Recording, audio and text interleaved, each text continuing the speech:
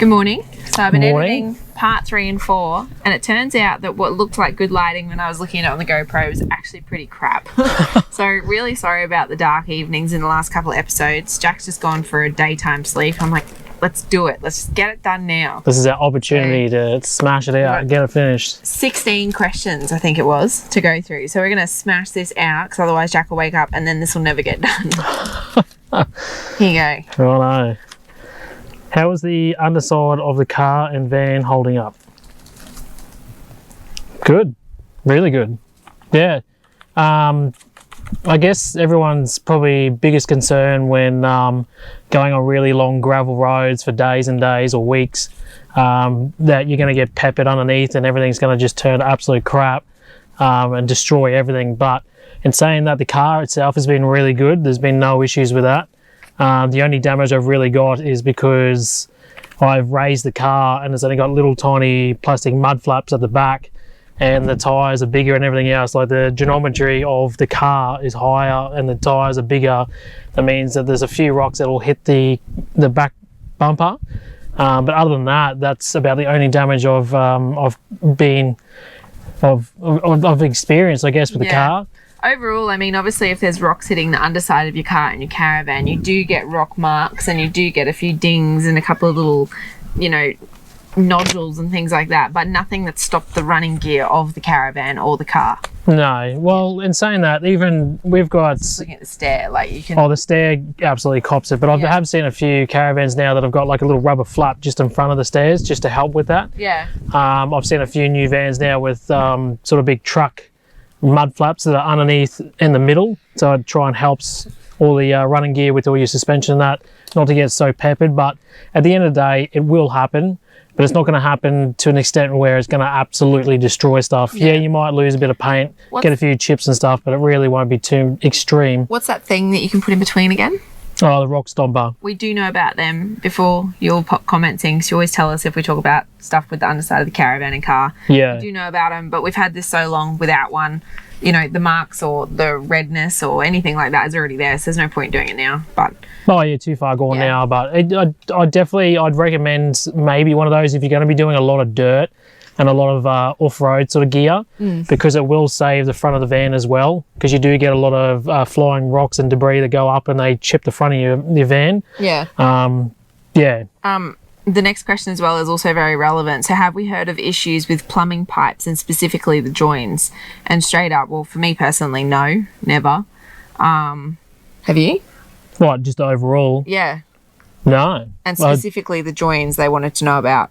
But honestly, nothing. I've seen a lot of people, again, going back to the underbody side of things, is pool noodles. Yeah, around everyone cuts them and then puts them up around their piping and stuff to try and save, because you hear stories of people blowing out their piping and all their plumbing and stuff. But we're yet to meet someone who's actually blown out their plumbing or piping, though. Yeah, we haven't physically met anyone that's had it. I've seen a lot of people with the pool noodles. Yeah, I've seen plenty of that. But then we're a perfect example. We've never done anything.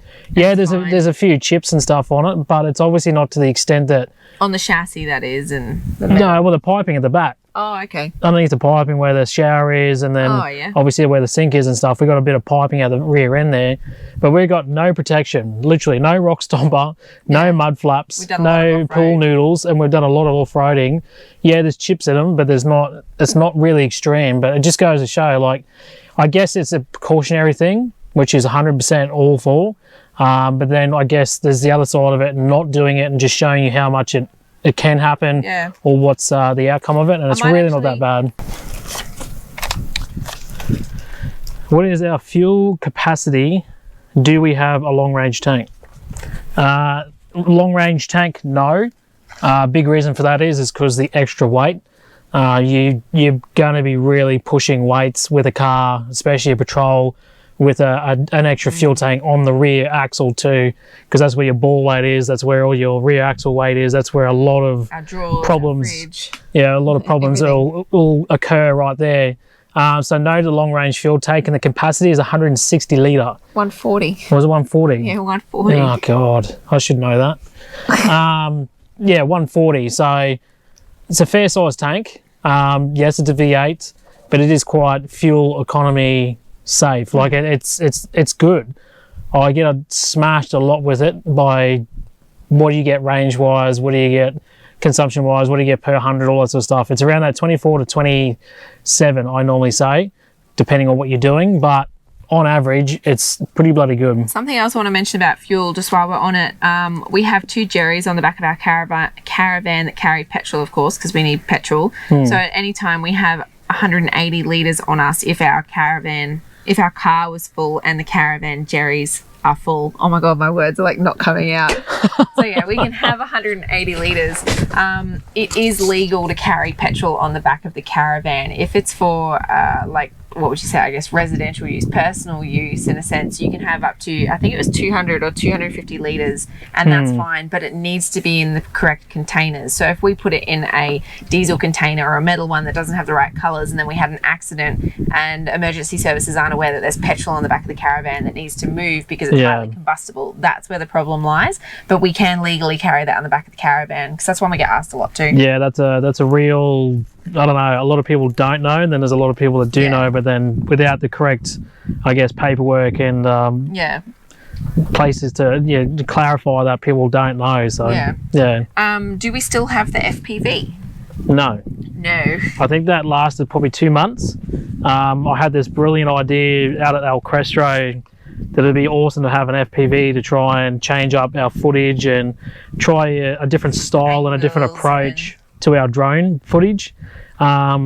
Don't get me wrong, it's an absolute weapon of a bloody drone, and I do not recommend it to anyone that hasn't flown a drone before, because I tell you what, that thing is off its head. Yeah, you'll break it. Like even for me, it was like next level. It was so fast, so fast. It was 0 to 100 in 3 seconds, which is crazy. So to fly that thing with goggles, I'm very big on visual and seeing where things are.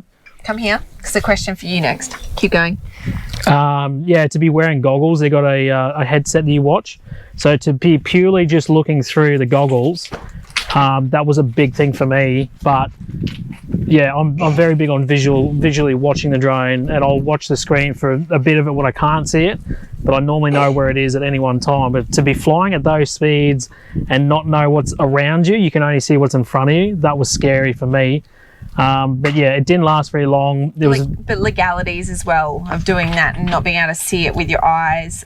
You can connect a plug so you can use it with your phone, so you can FPV with the phone picture. Yeah. But then it's not the same. You only still see so much. It's like a tunnel vision. That's it. That's all you see. You don't get to see anything else when you can physically see it.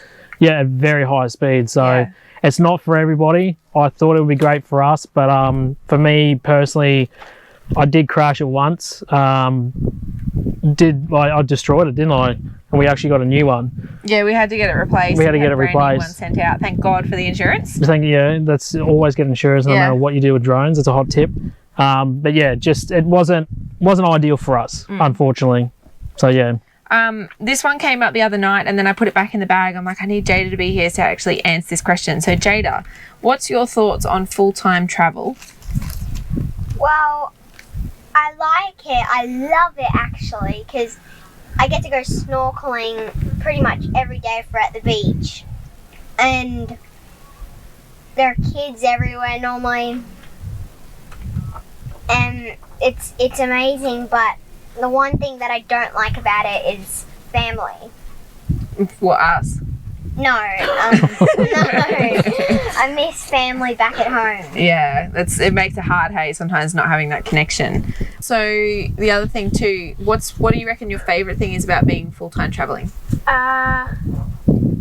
Making new friends. Making new friends? What about some of the places you see or anything? I miss Tullabudgera. Tullabudgera.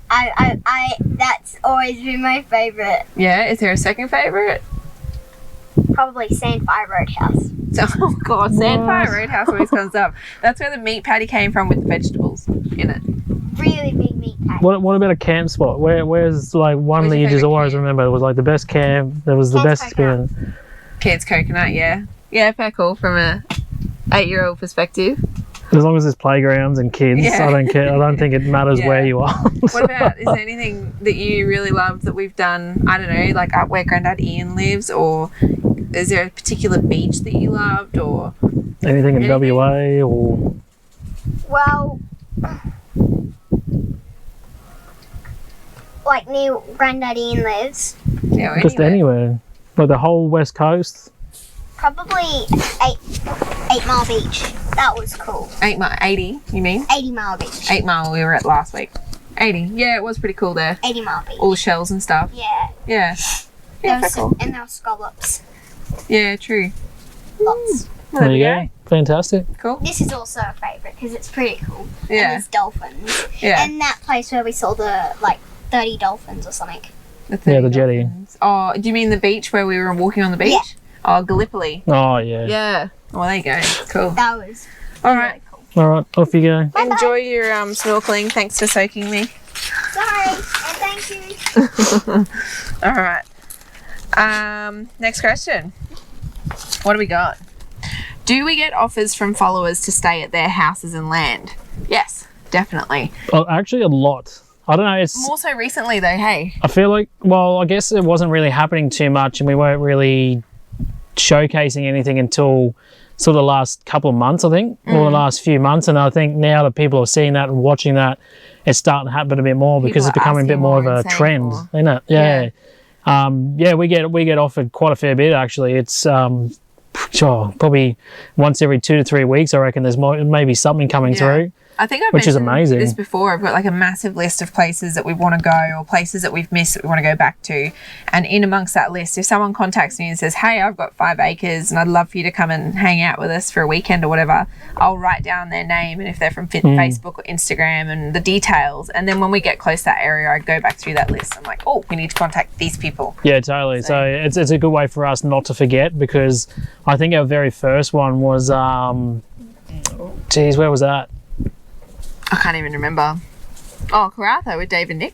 Dave and Nick, yeah. Well, we spoke to them for quite some time. Yeah. Well, most of them so far, they've either messaged us and let us know like the details and like what they're offering, and that was like months later that we've come through the area because a lot of them are being quite far on, like they're not where we are yet. Whenever And they're like, oh, when you're coming through this area or coming through this region or coming through town, hit us up, let us know. I've got this, and this. I'd love to have you guys here.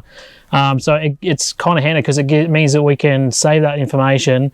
And by the time we are coming through there, we check all our lists every time we're moving.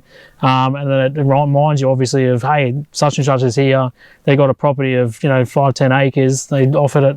And then we'll get in touch and then, before you know it, we're out there experiencing and really having a good time. It's been amazing. It's been really, really cool. You're like happy to offer up a flat area somewhere around Australia. Like we're always happy to catch up, and in most cases we'll end up then having a barbecue and some drinks, and we basically make friends with everyone we meet. Like I can't wait to do a second lap and go and see everyone again. Yeah, it's because each person we've done it now with has almost become like a part of the family. Yeah. So we've almost got like extended family across Australia now. Yeah, it's really cool. That's what I'm absolutely loving is to do it again and go back around and go. What that would be like. Yeah, just to catch up with all these people again, and it's going to be so cool. All right, yeah. What's that? Are we looking at a new van yet? Yes. We've pretty much answered that. Yeah. 100%. Yeah. This year. Yeah, it's happening this year. We're not going to tell you anything about it right now, though, are we? No, I was just going to say I won't go into too much detail because there's obviously a hell of a lot that's going to happen on that end of things and who we've gone with, what we're doing, all that sort of stuff. So some are still working progresses, and we're still talking and we're sorting things out. we're literally in the the first footsteps of the build. So it's coming. Stay tuned. It's going to be wicked. Do we run into other YouTubers often? Oh, yeah.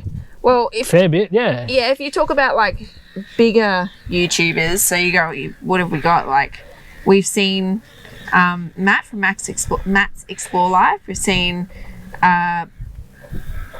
who else? Well, there's Traveling Campers. Traveling Campers. Lifestyle Hustlers. There's when you got to think of it on the spot, you can't think about it. There's literally so many of them. Yeah, of course, we've told you that previously. Who else? There's Dirty Lux. They're another one. There's yes, we do. We do run into a hell of a lot. There's no point trying to name them because there's too many. But there's also a lot of other people who are aspiring YouTubers, and they've got like a bit smaller numbers, and we may not have heard of them yet, but then we meet them, and then we're like, oh yeah, cool, and we're learning along the way. Like there are so many people doing what we're doing now. It's full on. Tons of people. Yeah. You go past traveling families, and they've got that little tag. They'll have a sticker or something like. Yeah, totally. So many. Oh, there's heaps of them. But it's a good thing. It's like the people getting out and just having a crack. Like whether you're doing anything socials or YouTube or anything, it doesn't matter. Like the fact that you can get people out to just enjoy what we have in our own backyard, that's what it's all about. And if you want to film and you want to do socials and stuff and take photos as for a memory thing, bloody go for it. 100%. Like there's a lot. It's cool. Wild touring. We almost met up with wild touring. Yeah, we missed out. Oh, my friend, fishing, wishing, living.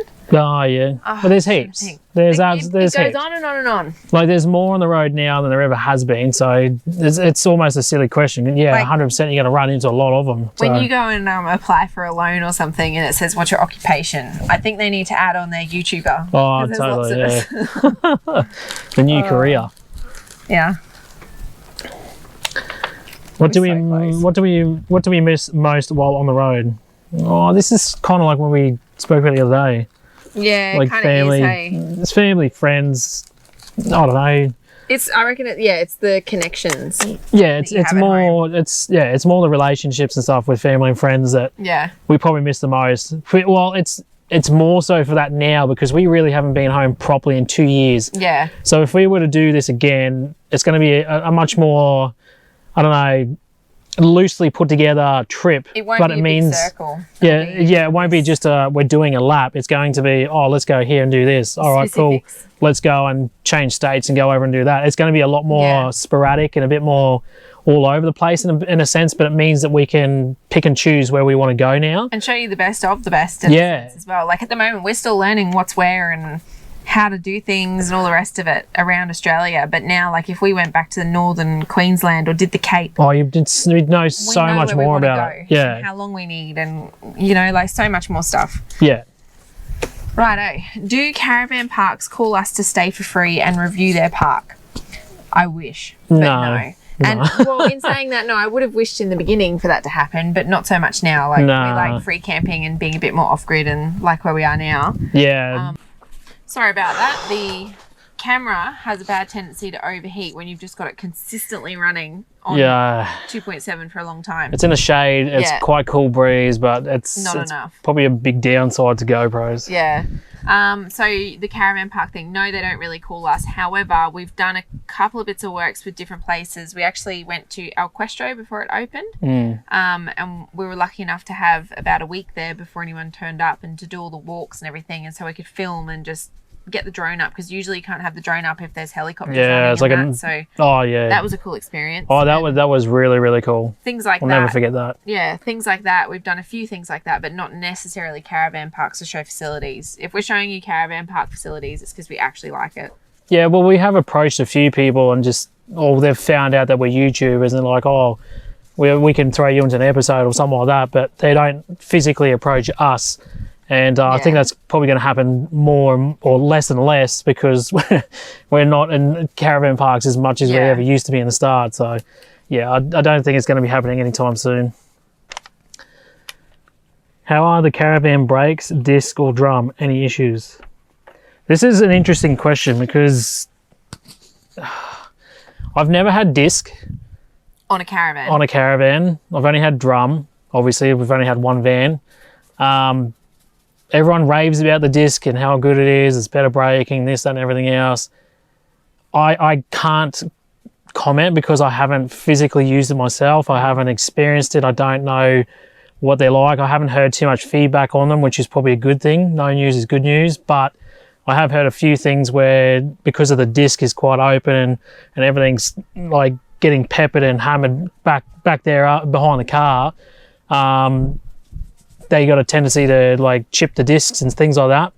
I don't know whether it is or not because I would assume that'd be the same with the car, but it doesn't happen with the car, so I don't know. If we have disc brakes next, we'll give you a comparison. Yeah, totally. Like there might be. Saying that too, these have been really good. Yeah, well that's look at it. 90% of caravans made come with disc brakes. Yeah. I mean drum brakes. So I think that in itself explains whether they're good or not. Like, I don't think it matters which way you go. You might get a bit more, I don't know, braking performance maybe with the disc. I don't know. But in the same token, they're pretty much the exact same thing, and they do the same thing. We've had to pull up, or you've had to brake for a good amount of time or anything. They haven't let us down. Well, you got 4 tyres that all got brakes on them. Like, whether they're drum or disc, I don't think it's really going to matter too much. I think it's more just for the look and I don't know, it's something different. So everyone's like, ooh, disc brakes. So that's my take on it anyway. I don't feel like they're any different. What is our main go-to camera? Oh, it would have to be the GoPro. Well, it's what we're on right now. Yeah, literally. So GoPro, what is it? Is it 10? 10, yeah. It doesn't say it on the front anymore. You should know what we bought. Yeah, I know. GoPro 10. Yeah, but we've been through a few. GoPro 10 with a media mod and an external mic on like a extendable selfie handle. Oh, you're going to get the mic. So we started off with a really small Video Mic Go mic, and it had like a dead kitten on top of it. It's actually called a dead kitten. I'm not being rude. Yeah. Dead kittens and dead cats. Yeah. And that stops the wind. And then we swapped over to this one recently. So this is the Video Mic Go, not the mini one.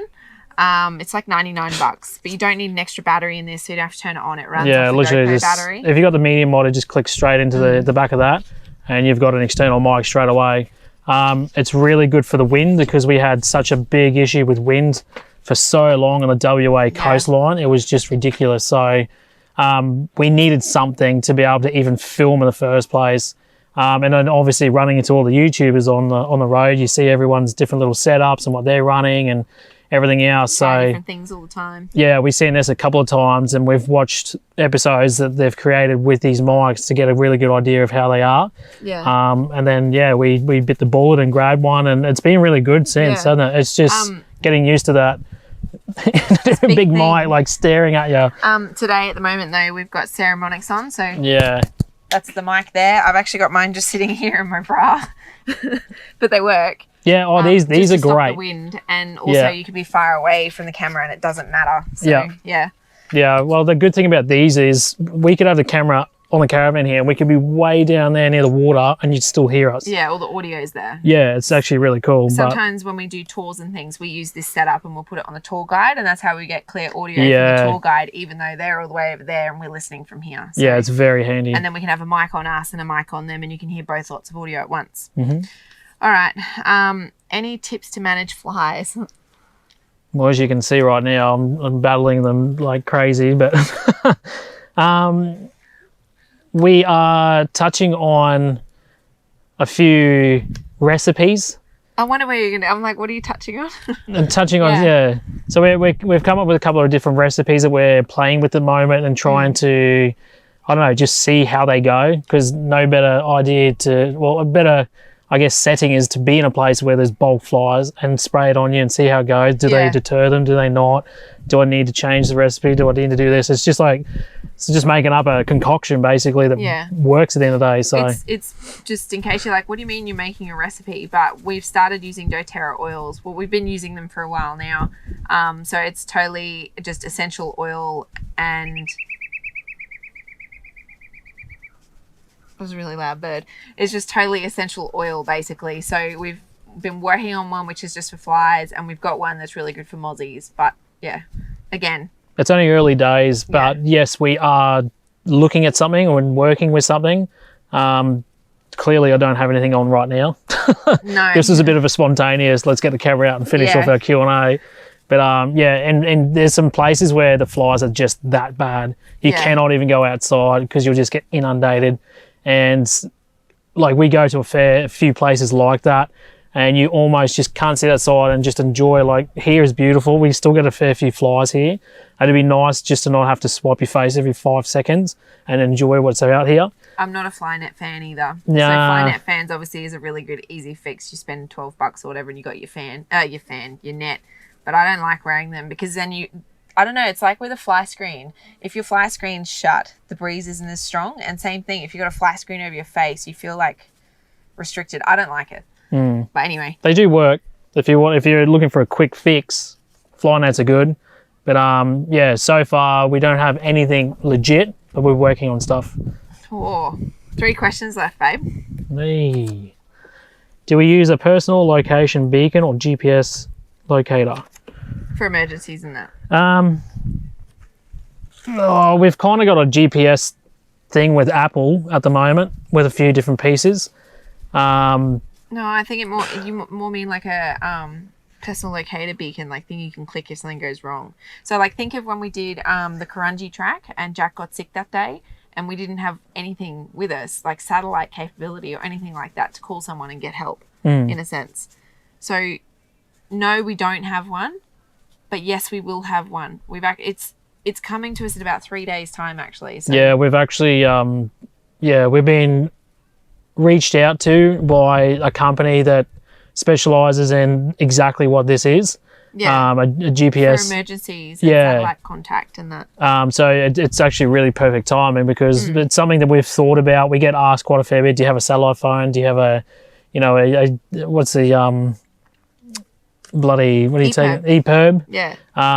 The answer is no, but at the end of the day, you probably should have something, especially for what we do, because we can get quite remote and we can end up like hundreds of kilometres away in different areas. So I'd highly recommend having something. And I think this product that we're hopefully going to be on board with and showcase for you guys is going to be very, very easy and very handy for you to have on you at any one time. About it when we try it and we understand it and know more about it. Yeah. But for now, it's coming. Yeah, totally. Yeah. So stay tuned for that one. It'll be good. Oh, I nearly lost him. Okay, this is probably, I'm going to give this to you. 3 things you can't live without in the car. Without the car. Air compressor. Yep.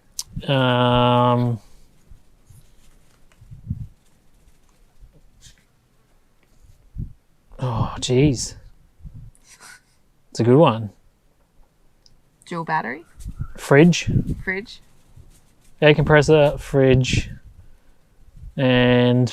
Our phone holders, the Scotia phone holders. Yeah, that's a good one, actually. I'll go with that. The phone holders. Amazing. Yeah. The Navigator seat buddies. Oh, there's a few things in there, but yeah, I reckon they're probably the top 3 for me, being where we go and what we do. The air compressor at 110%. Yeah. If you want to go off-road and you want to go to some cool remote places like on a beach or up that really hardcore dirt road and you want to drop your pressures, you can pump them back up. It's not only just for being able to pump the caravan and car tyres up, it's inflating, toys for the kids and I don't know, there's paddle boards, there's all sorts of stuff where you need that bit of air. So that's a great one. I just thought of another couple of things while you're talking to first aid kit. Yeah, that's a good one. A CAN inverter. Yeah. It's basically a 150 watt inverter. It charges almost anything. That's a good amount of things.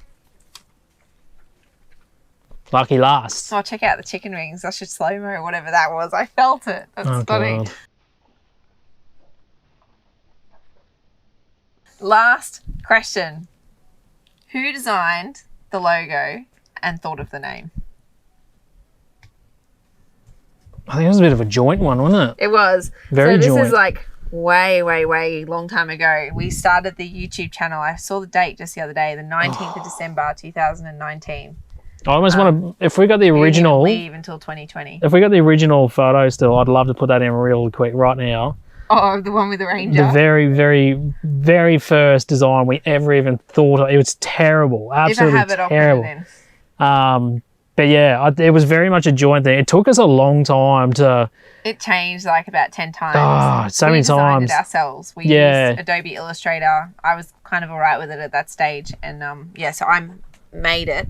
Well, that was a bit... That's another question we got asked quite a few times because there's a lot of people hitting the road that want to create their own little logo and brand, I guess, or whatever, like what they're known for. So...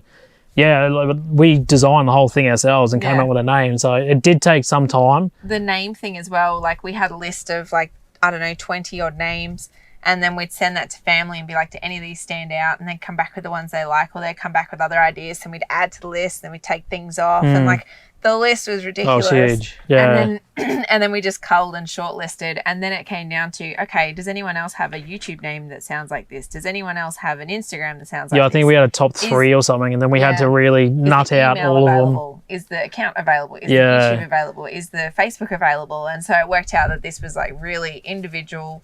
It resonated with us. We could use it on every platform. Yeah, it was very, very generic. It could go, yeah, well, but it was the way it was done too. Like it can be used across a lot of different sort of platforms in different ways. We can go international if you want, and we're still the big Oz explorers because we're from Australia, you know, like we could do it to explore restaurants, we could do it to explore campsites, like we could do anything. Yeah, well that was, I guess, the whole design behind it was we didn't want to restrict ourselves to a certain thing.